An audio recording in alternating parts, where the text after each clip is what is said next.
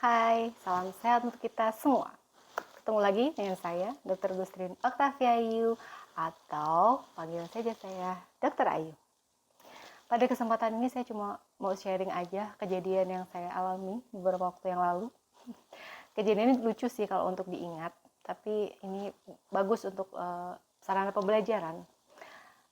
Ada yang pernah nggak keracunan kopi atau keracunan kafein? Oke, saya pernah. Untuk teorinya sih oke ya, saya tahu bahwa kafein bisa menyebabkan begini begono lah ya, seperti lebih denyut jantung lebih denyut nadi lebih tinggi, meningkat ya, insomnia, tegang, anxiety atau cemas dan lain sebagainya ya. Nah, ternyata saya tuh sebelumnya ya memang nggak pernah ngopi sih, hanya pernah sesekali minum kopi susu seperti itu. Nah, kemarin saya ngantuk berat, terus saya harus terjaga. Akhirnya saya minum kopi. Kopinya bukan kopi susu seperti biasa. Saya ingin dosis kafein yang lebih dibanding kopi susu. Karena kalau kopi susu nggak bisa nyebabin saya bangun, ngantuk-ngantuk aja gitu, tidur-tidur aja. Jadi hanya refreshing drink lah bagi untuk kopi susu. Nah, ini karena saya mencoba nih, belum pernahnya nih saya minum kopi. Nah, saya minum dah tuh. Akhirnya yang terjadi di teori itu benar, saudara-saudara sekalian. Yang pertama saya alami, saya ceritain kronologisnya aja ya. Pertama yang saya alami adalah blur pada pandangan. Ketika melihat cahaya, sepertinya semua blur. Saya seperti berkunang-kunang. Itu yang pertama. Kemudian ada rasa berdebar-debar di dada, di jantung berdebar-debar, denyut nadi cepat, dan itu terjadi tuh nggak langsung ya, 1 jam setelah konsumsi. Setelah konsumsi saya baru awalnya kesemutan, dalam setengah jam tuh kesemutan. Kenapa ini? Apa kolesterol tinggi? Udah saya anggap gitu. Tapi saya nggak makan apa-apa nih yang menyebabkan kolesterol tinggi. Akhirnya saya tunggu 1 jam kemudian mulai tuh cahaya ini kok kayak fotofobia, kok aneh gitu ya. Nah, selanjutnya saya coba berbaring dan yang terjadi adalah sakit kepala.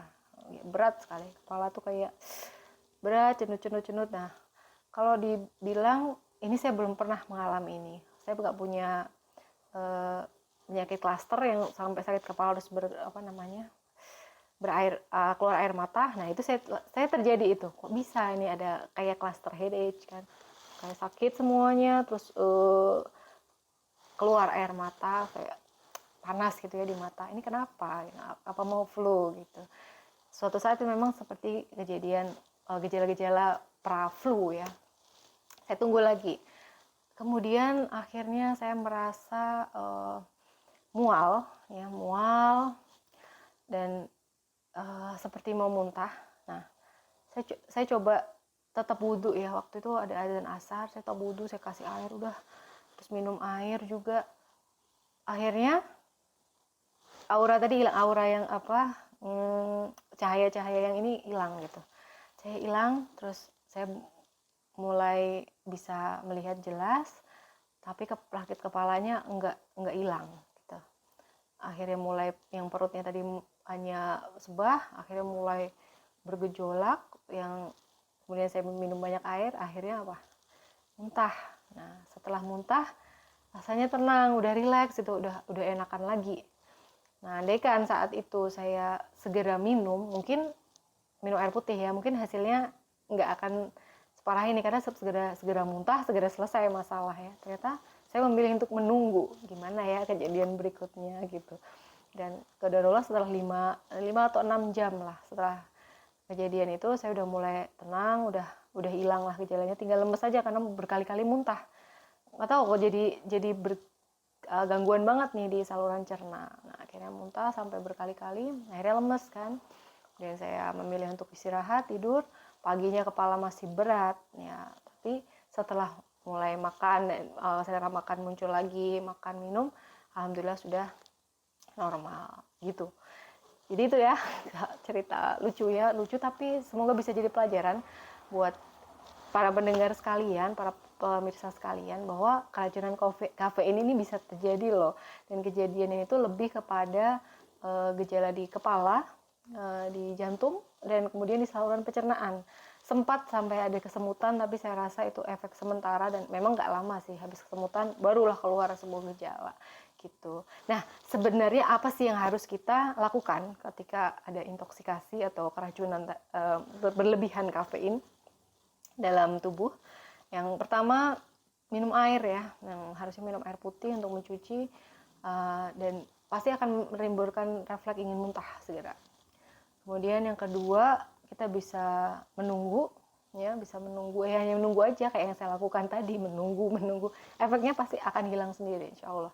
Yang ketiga, apabila jadi energinya berlebih, nggak sampai seperti saya tadi, itu bisa melakukan aktivitas fisik, ya, melakukan aktivitas fisik, olahraga atau kegiatan lain yang bisa mengalihkan rasa-rasa nggak nyaman tadi. Nah, itu tergantung masing-masing ya. Ada yang kalau masih doyan makan, ya udah makan aja sampai akhirnya dikeluarkan tuh toksinnya. Begitu. Nah, semoga nggak ada yang seperti saya ya, atau sampai lebih parah. Jangan sampai, alhamdulillah. Memang ya kafein ya itu adalah zat stimulannya. Jadi memang kalau memang nggak kuat ya udahlah, dikit-dikit aja gitu. Saya memang ngaco banget saat itu, saya akui ngaco, dan semoga tidak ada yang seperti saya, kejadian seperti saya. Semoga kejadian seperti ini tidak terulang lagi. Oke, terima kasih loh sudah mendengarkan curcol saya. Sampai ketemu di lain waktu, dan semoga apa yang saya sampaikan ada manfaat dan ada hikmah yang bisa diambil. Oke, dah.